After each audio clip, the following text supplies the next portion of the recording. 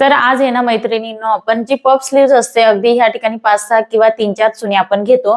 अशा puff स्लीव्हची cutting कशी करायची, तर डायरेक्ट अस्तरवरती मी तुम्हाला नॉर्मल जी आपली स्लीव्ज असते, लॉंग स्लीव्ज, एल्बो स्लीव्ज ती आपल्याला ठेवून इथे पफ हा कसा तुम्हाला वाढवायचा, किती इंच तुम्ही घेतलं पाहिजे या ठिकाणी तुम्हाला डिटेलमध्ये मी सांगते. तर चला आपण व्हिडिओला सुरुवात करूया.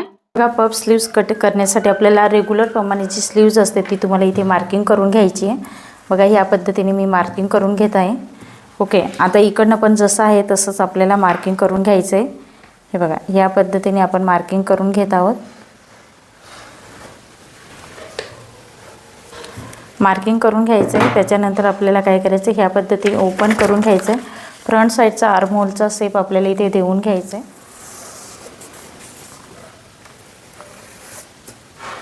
बघू शकता, ह्या पद्धतीने आपण मार्किंग केलं. आता ही आपली नॉर्मल स्लीव्हचं मार्किंग ह्या ठिकाणी झालेलं आहे.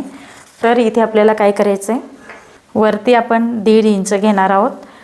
तुम्हाला जर जास्त पफ पाहिजे असेल तर तुम्ही जास्त घेऊ शकता, 2 इंच 3 इंच पण घेऊ शकता. इथे आपण सपोज 2 इंच घेऊया. ठीक आहे, 2 इंचावरती मार्किंग केलं. स्ट्रेट आपल्याला इथे काय करायची, लाईन ही ड्रॉ करून घ्यायची 2 इंच वरती. जास्त पफ नाही घ्यायचं आपल्याला, नॉर्मल घ्यायचं आहे. 2 इंच घेतलं. त्याच्यानंतर ह्या बाजूने 3 इंच वरती मार्किंग करते अशा पद्धतीने.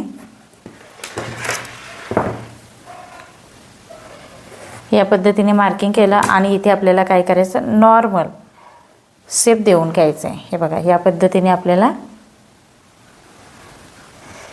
अशा पद्धतीने शेप देऊन घ्यायचं आहे. आणि हा फ्रंटचा शेप तुम्ही इथे नॉर्मली या पद्धतीने द्यायचा आहे. ठीक आहे, अशा पद्धतीने ही आपली स्लीव्ज इथे मार्किंग करून झालेली आहे. आता इथे आपल्याला काय करायचं, कट करून घ्यायचं आहे.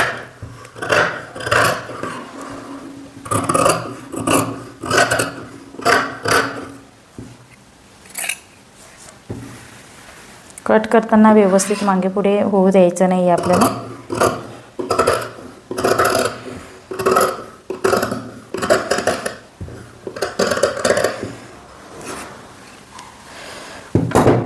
बघा, कट करताना इथे आपल्याला नॉचेस हे लावायचे आहे सेंटरमध्ये, कारण तिथपर्यंत आपल्या चुन्या येणार आहेत.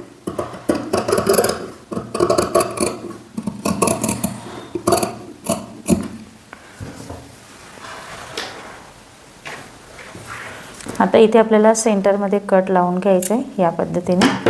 ओके, त्याच्यानंतर इथे पण कट लावून घ्यायचं आहे.